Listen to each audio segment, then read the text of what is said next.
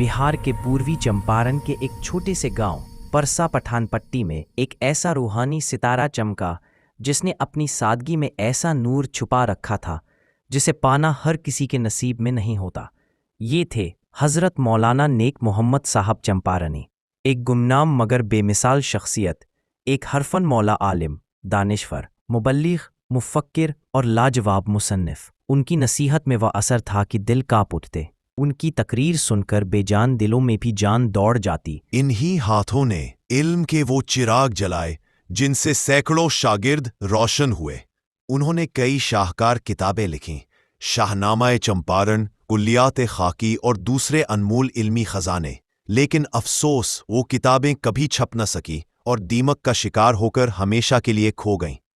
जी हाँ, आज हम बात करने वाले हैं उस महान बुजुर्ग की, मौलाना नेक मोहम्मद साहब चंपारनी की, जिनकी जिंदगी इल्म, तवाज़ो, रूहानियत और खिदमत का एक चमकता हुआ मीनार है। मौलाना साहब ने शुरुआती तालीम अपने ही गांव में हासिल की। अल्लाह ने उन्हें गैर मामूली ज़हनी क़ुव्वत अता की थी। अरबी, फ़ारसी और दीन के दूसरे उलूम में उनकी पकड़ इतनी मजबूत थी कि बड़े बड़े उस्ताद भी उनकी काबिलियत को सलाम करते थे। उन्होंने अपने ज्ञान को सिर्फ सीखा नहीं, बल्कि उसे लोगों तक पहुंचाना अपनी जिंदगी का मकसद बना लिया। उनकी शख्सियत सिर्फ एक आलिम की नहीं थी, बल्कि एक सच्चे मुबल्लिग की थी। बिहार से लेकर नेपाल तक दूर दूर से लोग उनसे इल्म और रूहानियत हासिल करने आते थे। उनके दो नामवर शागिर्द मौलाना तैयब मदनी और मौलाना हज़बुल्ला साहब नदवी इल्मी दुनिया के चमकते हुए सितारे हैं। लेकिन असल हकीकत यह है कि मौलाना साहब के शागिर्दों की तादाद गिनी नहीं जा सकती। उनकी महफिलें हमेशा आबाद रहती थी। मौलाना नेक मोहम्मद साहब का दिल ईमान की गैरत और हक की ताकत से भरा हुआ था।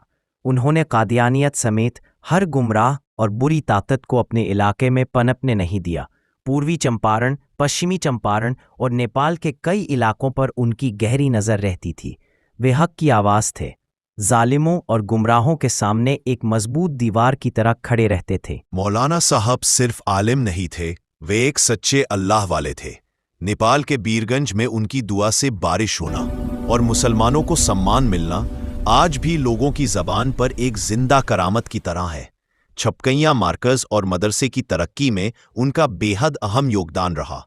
जहां भी जाते लोग उनकी दुआओं में बरकत महसूस करते। मौलाना साहब ने अपनी ज़िंदगी में कई अहम किताबें लिखीं, लेकिन अफसोस, वह सारी किताबें दीमक की भेंट चढ़ गईं। एक भी किताब दुनिया के सामने ना आ सकी। इल्म की जो विरासत उन्होंने छोड़ी थी, वह कागज़ों और अलमारियों में दफन होकर रह गई। ये सिर्फ एक